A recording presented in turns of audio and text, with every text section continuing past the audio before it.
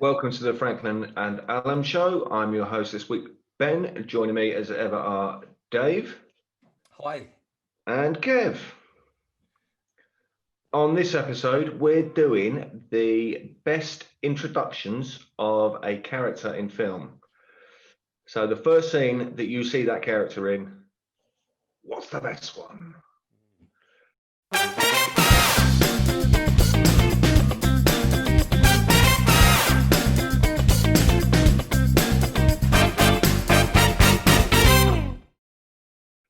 Before that, how are you, bro? How was your week? What you been up to? How the fuck are you?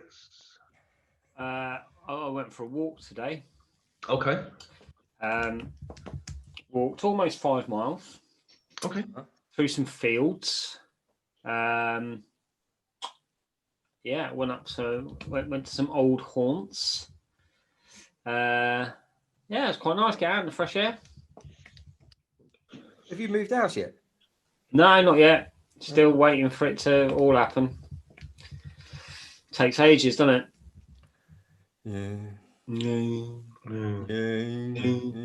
Other than that, what else have I done? Not a lot, really. No, I don't think I've done anything. Watched football on Sunday. I started to watch the Jets and then I turned that off. That was horrific. Depressing now, isn't it? It's a joke now. But you kind of first round draft picks, yay! That's clearly what they're doing. See the Joshua fight? No, yes, I did. Yeah. Was it good? He looked all right, didn't he? Good. Yeah. Looks well, I thought. Yeah, never in trouble. No. I think he got caught once, maybe, but he didn't look particularly in trouble. The third round was good. He knocked him down twice in the third round. And then once it could have been stopped when he turned his back, you know. Oh yeah. It could have been stopped then, really. Yeah. When he just dictated, he just dominated, didn't he? Just boxed really well, boxed off the jab. Thing that impressed me about him is obviously like when he's throwing the uppercut, the right uppercut. But for a big guy, I thought he boxes really well on the inside as well, so he can kind of get in amongst it. Yeah, I thought he looked good. He didn't look in any danger, and I think there's still a question mark over possibly his chin, maybe, but it's heavyweights, one punch can change a career, can't it, There's not many heavyweights with a granite chin because the other bloke punching is massive as well. Yeah, true. Yeah, I mean the guy he thought was no bum, was he? Only ever lost once, and that was to Prime Klitschko. And a hell of a finish as well. Yeah, good finish. Finishing shot was a beaut. And you scared the crap out of me, Ben, the other day at Sainsbury's. Yeah, I did. Christ. Yeah. I was wearing this jumper on the window as well, rolled all the way up. It's just like that. It's like that. So who the hell's that? You can't see who everyone is anymore. No. I didn't even need a mask. I didn't even go in the shop. I was just waiting for you. Didn't need anything. I caught 2 things this week. I watched fuck off. First thing, I watched Cable Guy, which I haven't seen since it came out. What a dark film that is. Yeah. What a dark film. I don't think people realised how dark that was at the time, but yeah, quite harrowing. He's a very disturbed man, isn't he? He is, isn't he? Yeah. I really like the are you going to eat the skin? Are you going to eat the skin? He's in the medieval thing. And I watched last night, Gone Fishing with Whitehouse and Mortimer, the Christmas special. I've never watched any of those. They're really good. They're very nice, very funny. And that one's particularly good. He brought back Train Guy for it as well. You've seen Bob Mortimer do the Train Guy. Hilarious. Yeah. Love Train Guy so much. He brought him back for that one. Have a cup of choo-choo on me. Cup of choo-choo. I really like the Matt Berry one. Matt Berry, he's the Jeff Lintonator. The Lintonator. Jeff Linton, the Jeff Linton. Yeah. You listen up, smooth dick. It's the one. It's very good. And one more thing, and he just starts playing the drums. Smooth dick. What a great insult. Yeah. What a great insult. Shall we rip into it? Go for it. Get into it. Dave, you're up first this week. Oh, am I? Okay. So my first pick then. I made notes. I'm going to take you back to 1964. I know. And this character is from A Fistful of Dollars. And it's Joe, Manco, Blondie, whatever you want to call him, the man with no name. What an entrance. He just appears on the scene. You see the little kid running backwards and forwards. The camera cuts to him because you see him from behind. Camera cuts to him and just see his eyes. And that just says everything about that character. He's no bullshit. And then the bad guy comes out chasing the kid, shooting him or shooting at the floor to scare him off. And he looks up, he takes a glance. The music again. It's just so cool. And he in those two glances, he's set the scene for what's going to happen in the Dollars trilogy. And it's brilliant. And then you can just go into how great the character itself was, the way it looked, the way he squinted, the clothes he was wearing. It wasn't your typical Western stuff. I think majority of it was from his rawhide wardrobe. I believe that was the thing. He didn't say a lot. It's just a great character, and that introduction just. There's a real feel to all of those films, all of those spaghetti westerns. There's not a lot of dialogue, so the characters have to look a certain way in order to carry the story. And if they don't get that right, then it's a shit film, right? Because there's not a lot of dialogue. He didn't want to talk a lot, so he cut the script and he just said a few words. And what they did in those Italian movies is that they recorded the soundtrack at a later date. They recorded the movie and then they took it away, edited it, and that's how it got its sound. And that's why a lot of them go ha ha ha ha ha, because they're still talking, but they've run out of words to say. Yeah. But no, you're right. The whole thing and the way it's filmed, he invented that close up. Yeah. Genius. But the character itself, what a setup. Brilliant. Yeah. Good one. Thank you. This might be fairly obvious, but I don't care because it's still a great introduction. Darth Vader. Oh. So the opening scene of Star Wars, the rebel ship gets captured by the Star Destroyer. There's a big shootout in the corridor. Everyone dies. It's still smoky, and he comes in through the door. So it's just that presence of him coming in through the door. But there's the couple of very specific points. It's he looks down at the bodies. Just a quick look down at all the dead bodies, and obviously not a flicker of emotion because you can't see his face, but it's just like just nothing. There's no acknowledgement almost, and he walks off. Yeah.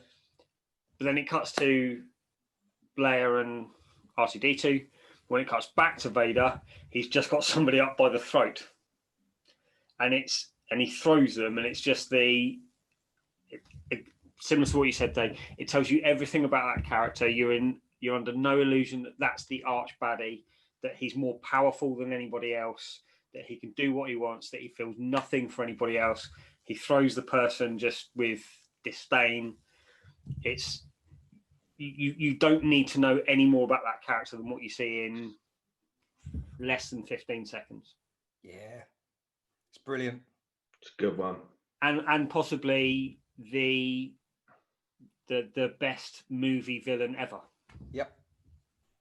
What I want to know is why don't they that ending scene in Rogue One where you see the bit before that? Yeah. And Darth Vader's going batshit crazy, just going. Yeah. Why make a movie of that? I don't want to see an Obi-Wan Kenobi movie. I want to see a Darth Vader kicking the shit out of people movie. That'd be so good. That would be better. Yeah. Yeah. A darker. the best Star Wars films are the darker ones, the darker, the baddies kind of getting the upper hand slightly. Of all of the new ones, Rogue One is the standout because it's great, isn't it? It's quite a dark. Everyone fucking dies. I mean, don't get much darker than that. Yeah. But no, Darth Vader is a great. Yeah, it's a good shout. Good shout. Quint. Oh, fuck you. Nice. That was my next choice as well. Nails on the chalkboard. Silences the room. Delivers a perfect monologue. Just, it's so slow and precise. And he's just sizes it all up, cuts it down, puts the offer out, bids farewell to the chief. Ladies and gentlemen, chief. It's just so cool. So fucking cool. He's so cool. Yeah. I'll tell you, Robert Shaw was so good, man. I'll tell you the notes I made for my selection of Quint. The nails down the blackboard is that is Quint. That is a jarring, uncomfortable noise. Quint is a jarring, uncomfortable character. Nobody really likes being around him. Mm-hmm. He announces exactly what he is with that nails down the blackboard. The monologue, as you say, Ben, is just brilliantly delivered, but it's very measured. You've got the mayor, you've got the chief of police, and you've got an angry town in that meeting. And without putting anyone down, without doing anything, he shows you who's in charge. He shows you who the captain is. Mm-hmm. And then the payoff is the nod. Right. I might be a jarring character, but chief, ladies and gentlemen, that exit's brilliant. Yeah. But it's what I love about that introduction, that scene, is that his actions and his words are exactly what that character is. Mm-hmm. Brilliant choice. That's quite far. That's quite a way into the movie, isn't it? As well, isn't it, for him to? I think you see him very, very briefly. So I think you see him very briefly during it's after the tiger, when they catch the tiger shark. It's after, isn't it? Because Richard Dreyfuss is measuring up and. Yeah. Right. Good choice, guys. This is going to be a hard round. This is a tough one, isn't it? It's tougher well, it's not tough for me. I'll say mine first. It's obvious. I was going to choose Quint, so I'm going to say Quint. So it's a tough choice for you, Dave, I think. It is a tough choice for me. And believe it or not, I'd actually forgotten all about Darth Vader. So I'm going to go Darth Vader. I'm going to go Darth Vader. Yeah. Vader goes through. Little details, the breathing, it's just... And we didn't know what the hell that was all about, really, back then either, did we? We just a dude in a black suit. It was like, wow. And that's what makes the introduction so good as well, is that you don't need to know anymore. No. It's not. You don't need to see 3 backstory movies to know who that character is. It's fucking there. Yeah. Round 2. All right, I've gone to 1993 now. Time hop. And I've gone for Jurassic Park. And I've gone for the T-Rex.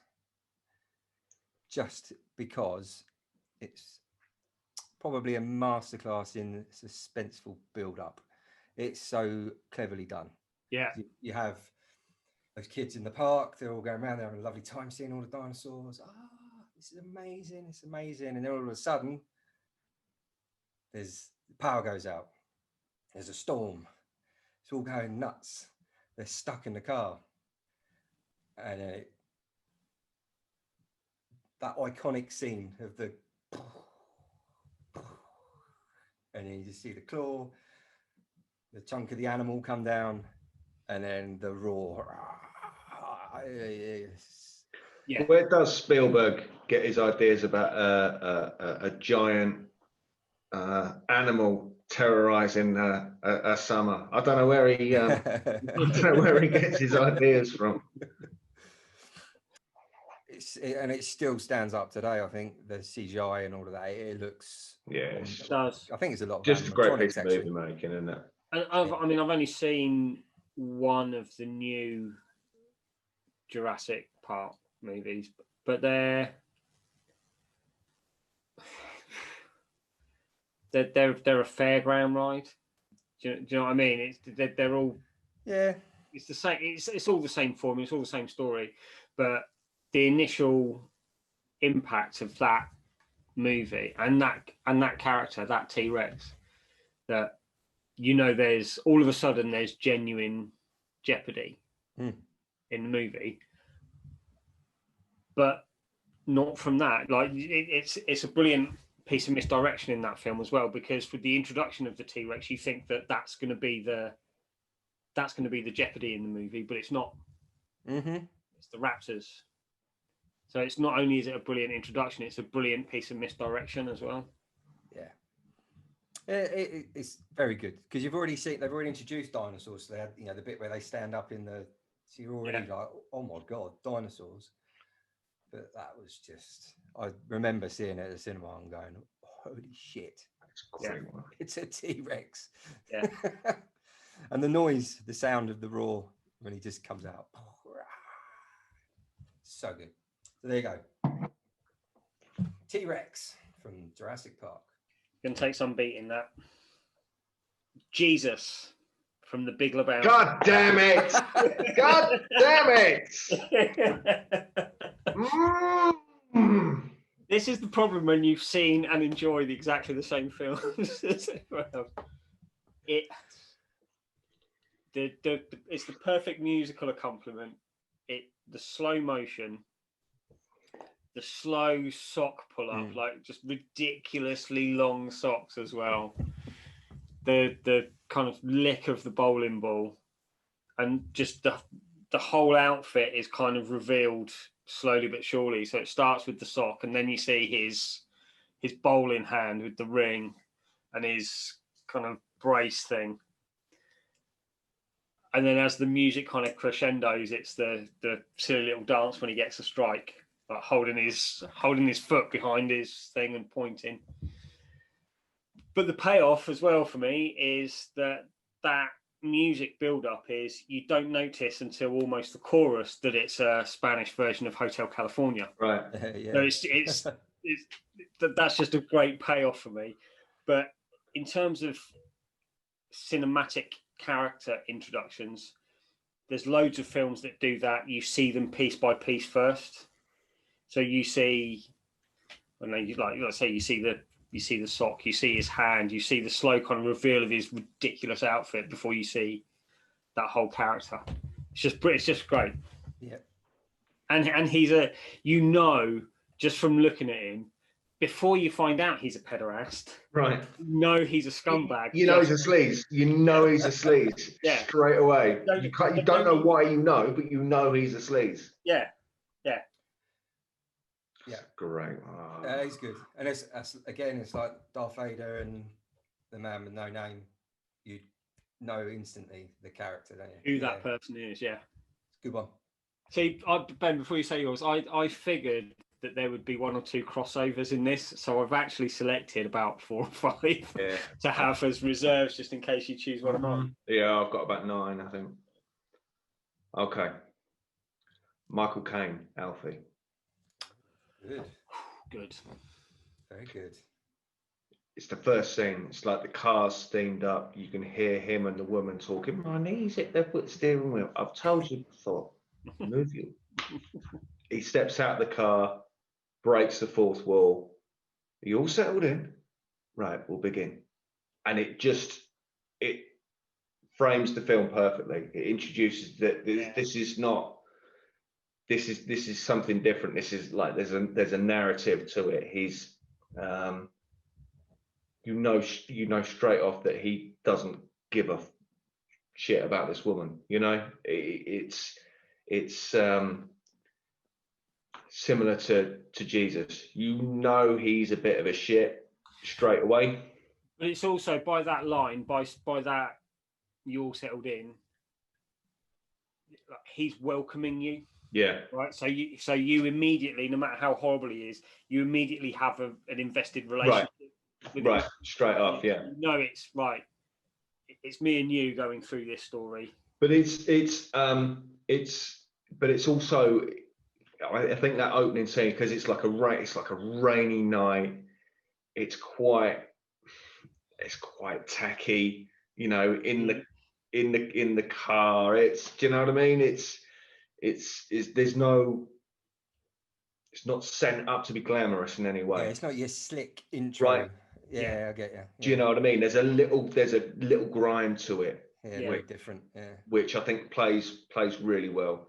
And it's Michael Caine. It's a young Michael Caine as well. He was just so cool. Yeah, it was just very cool. I mean, yeah, very cool. What year did that come out? What, Alfie? Yeah. I reckon 65. 65, 66. I'm IMDb-ing it. 2004.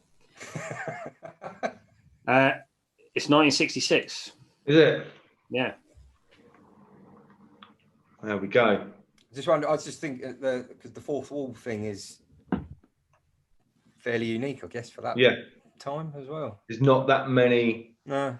There's not that many that can get away with it, right? Yeah. It's a good choice. Yeah, I like it. Yeah, great choice. Well, I'm voting the T-Rex. I'm gonna go for Alfie because of the fourth wall bit. That's what's turned me on that one. We're gonna have our first tie. Gonna go for Jesus. So what do we do? So I think we've got an option. We've got a choice between two. We can either no one goes through or they all go through. Okay. Or the host votes. Or the host decides. Yeah. Yeah, go on then, Ben. You decide. Let's do that. But I can't decide on my own, or I can decide on my own? No, you can just decide which one goes through. Alfie. Fine. I mean, you had already chosen Jesus, but well.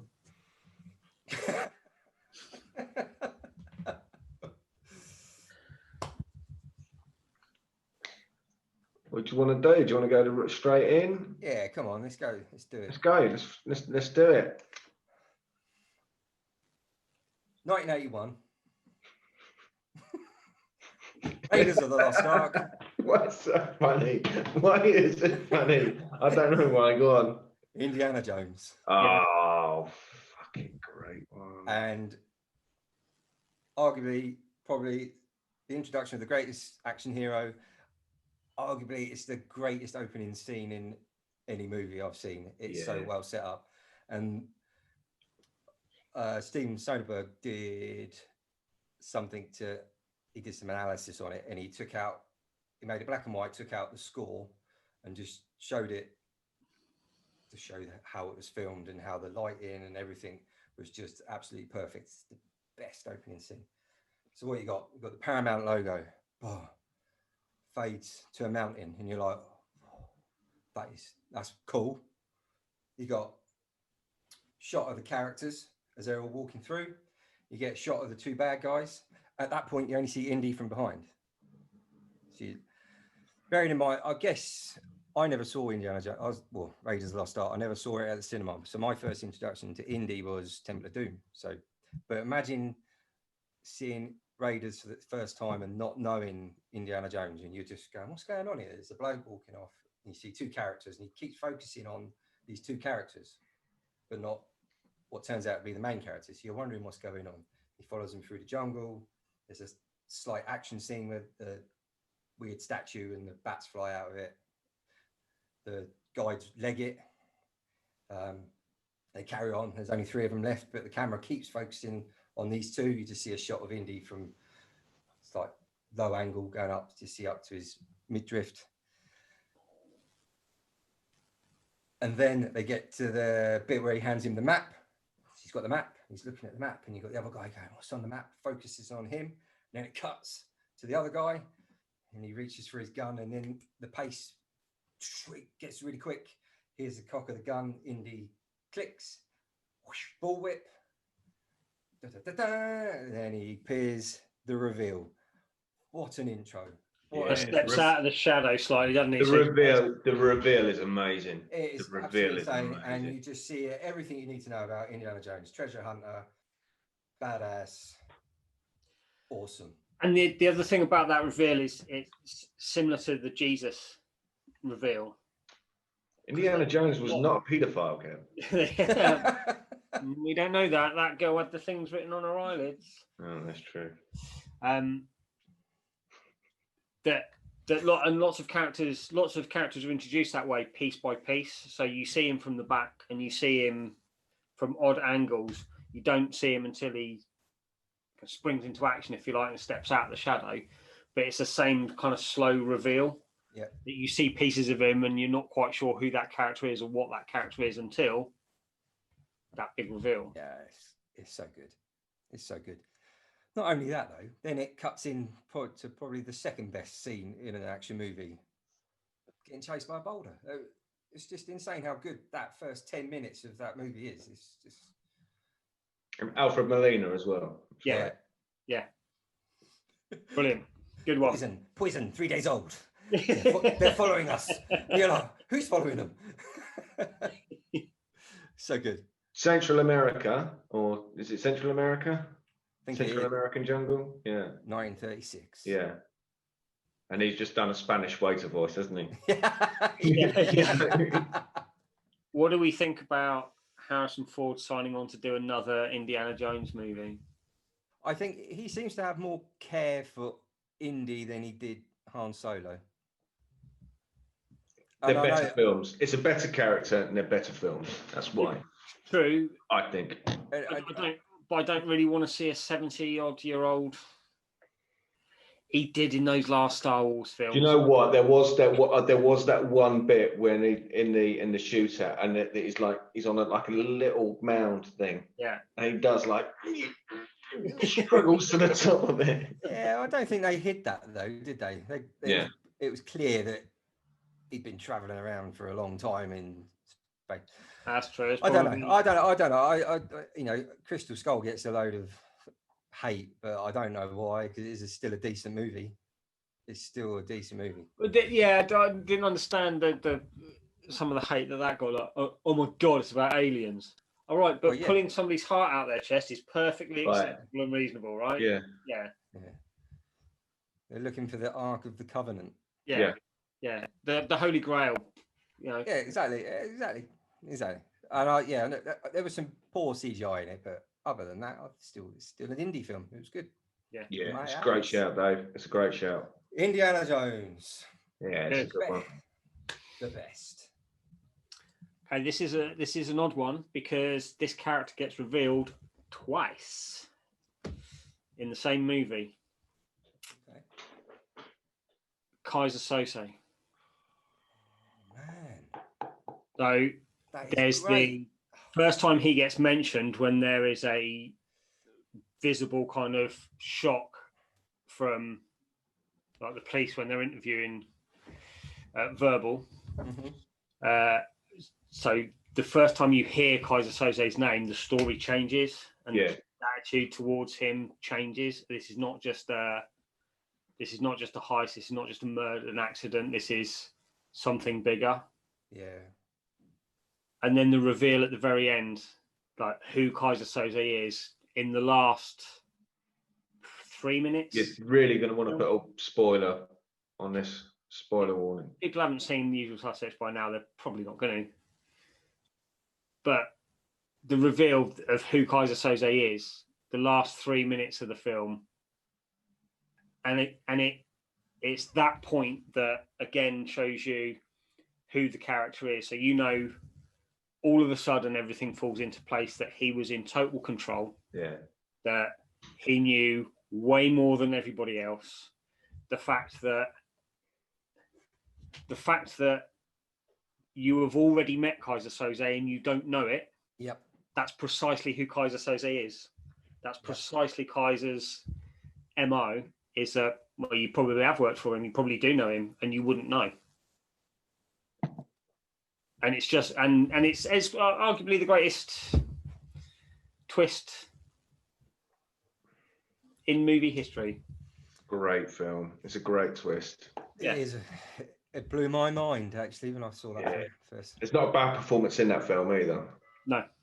And you can, and even if you watch it again and again and again, which I have, even though you know what's going to happen, it's still there's still so many kind of subtle things, subtle clues that you see throughout the film that you maybe didn't notice last time, you didn't focus on last time, that you go, that's why that is, and it's just really clever.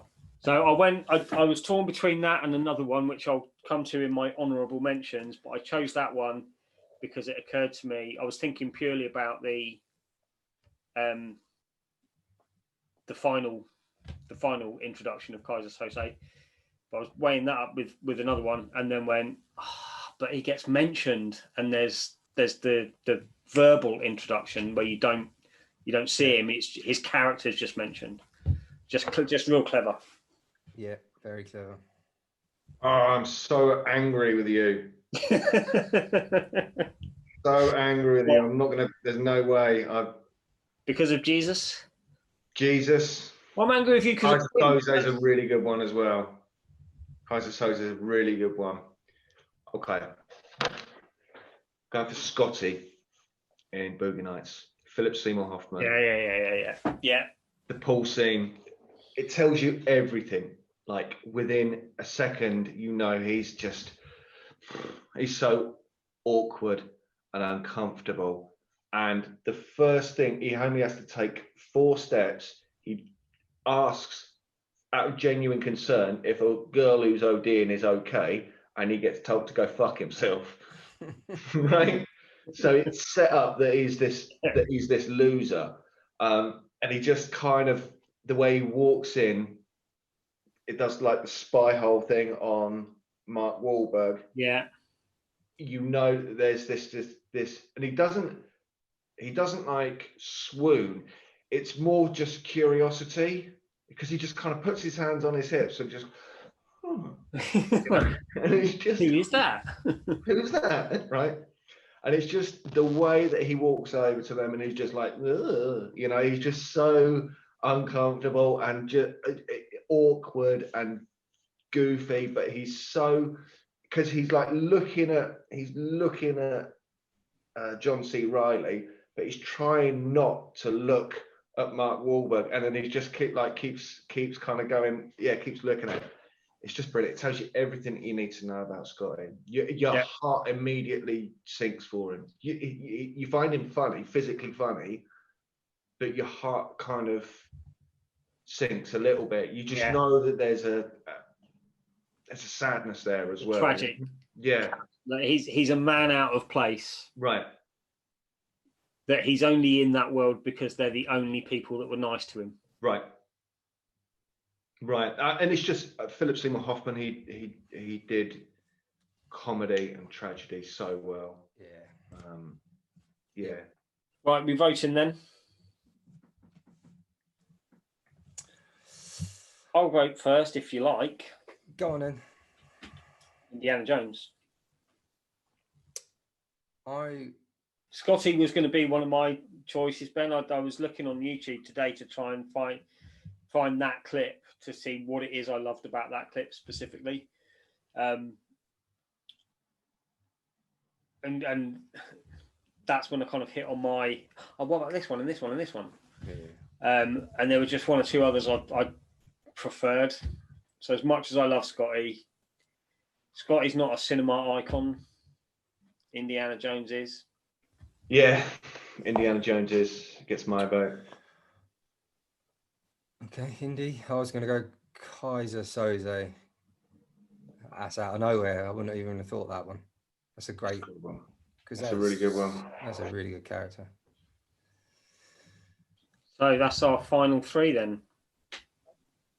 Was it Alfie, Indiana Jones, and Darth Vader. Darth Vader. That's a party, isn't it?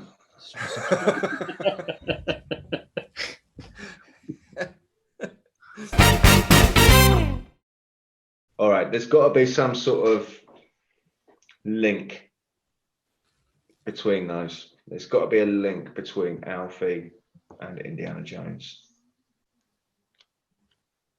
Why? There must be, like a 5 degrees of Kevin Bacon or whatever.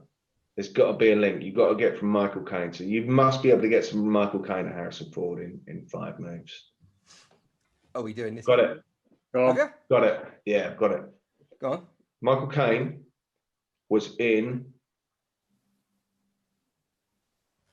Austin Powers with Mike Myers. Yeah. Mike Myers was in Austin Powers 2 with Will Ferrell. Will Ferrell was in Anchorman 2 with Harrison Ford. There you go. It's pretty good. Well done. Good link. Right. What made you think of that? What, the link? Yeah, what made you ask the question? Because there's got to be. Oh. It can't just, all roads can't go to Kevin Bacon. I love this game.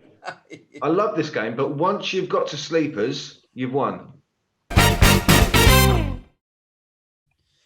All right, going through to the final are Darth Vader, Alfie, or Indiana Jones.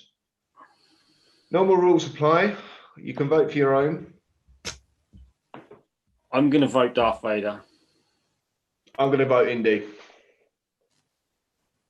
I can vote for Indy, can't I? You can. Yeah.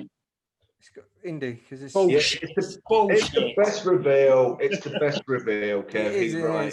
It's best reveal. Great opening sequence. It's a really, really good one. Who else did you have? Honourable mentions. Yeah. I toyed with Stay Puffed, Marshmallow Man. Oh, good one. I thought that would be a bit different. Obvious one, which I thought one of you two would have done it. That's why I didn't pick it. Was Vito Corleone, the Godfather. The way it cuts from I Believe in America, or something like that. And I Believe in America, and it's the black screen, and then it fades, and then it cuts to him. It's pretty good.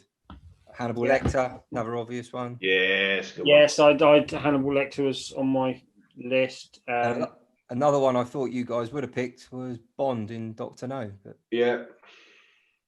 Obvious one. We touched on this last week, and I think we all avoided saying it just in case one of us was going to choose it.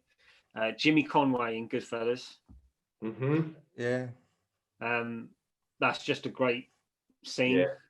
Take some in his money. Billy the Kid in Young Guns 2.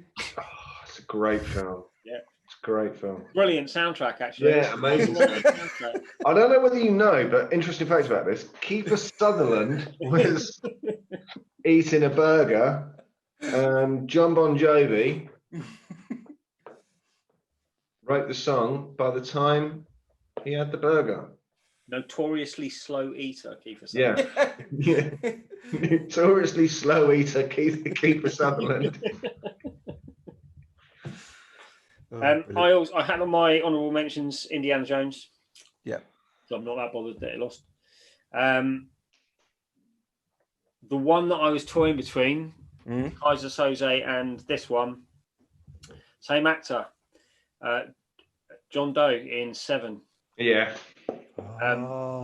That's great. 15 minutes from the end of the film, when he walks into the police station covered in blood. That's right at the end of the film. There's only really 2 more scenes. That's a good one. Ooh.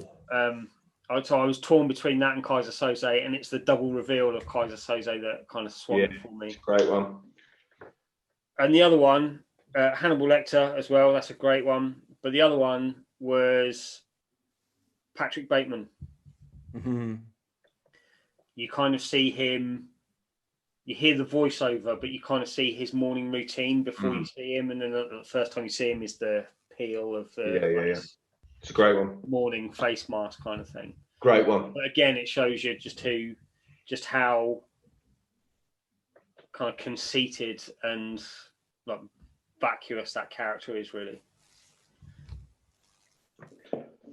Brad Pitt, Fight Club. Mm-hmm.